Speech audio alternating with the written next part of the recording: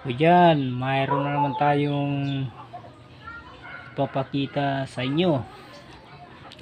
Ito ay queens ni Elizabeth Sikan. Makikita nyo po sa itsura niya. Yan, sa inyo ay lahat ipapakita ay good condition, pero sa akin ay hindi na good condition. Pero ito ay mga lumang barya na ipapakita ko, yung nagagamit na taga sa mga tao. Ayan, ito ay si Queen Elizabeth Sikan.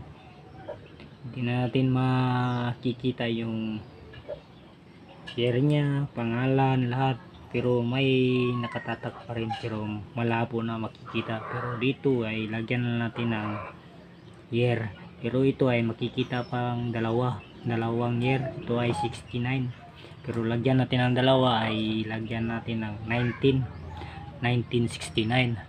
Yan, na year na natin ilagay dyan, 1969 na year na Queen Elizabeth Sikan. Ito ay 50 pesos. Yun sa reverse niya ay makikita pa rin yung tunay, pero dito sa harap ay hindi na masyadong makikita. Ito ay makikita natin yung 69. Yan, lagyan na natin ng dalawa. Ito ay 1969. Okay lang ba yun kung lagyan natin ng year? Comment lang sa inyo kung ito ay gusto nyo. Piin lang kayo at ibibenta natin sa inyo.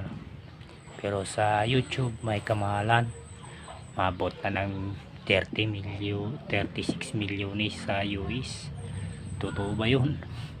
Pahala na kayo kung totoo yun.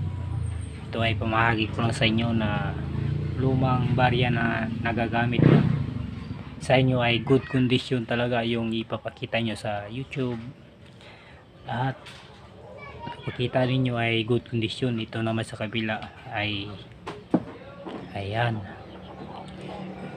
ito ay 50 pesos nung panahon pa nila ni Queen Elizabeth. Mahirap hanapin na ito na Queen Elizabeth sa buong mundo sa Philippines. Mahirap na hanapin kasi sa collector sa Philippines hindi masyadong nakikita itong Queen Elizabeth na 50 pesos. Pero sa ibang bansa ay marami na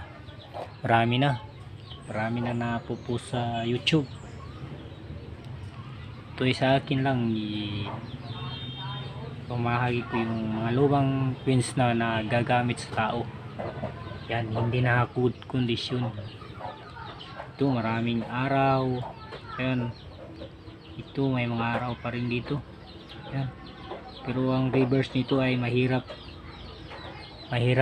biyahin. Yan, kasi marami pa siyang naka-design. Ano, marami talagang naka-design. Tingnan natin yung tunog ng piso na ay 50 pesos ng Queen Elizabeth. Yan na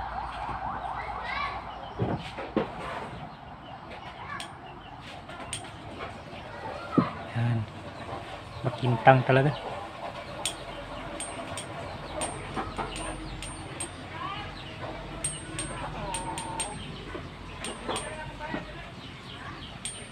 Totoo talaga itong Queen Elizabeth to. Ayan o. Ayan.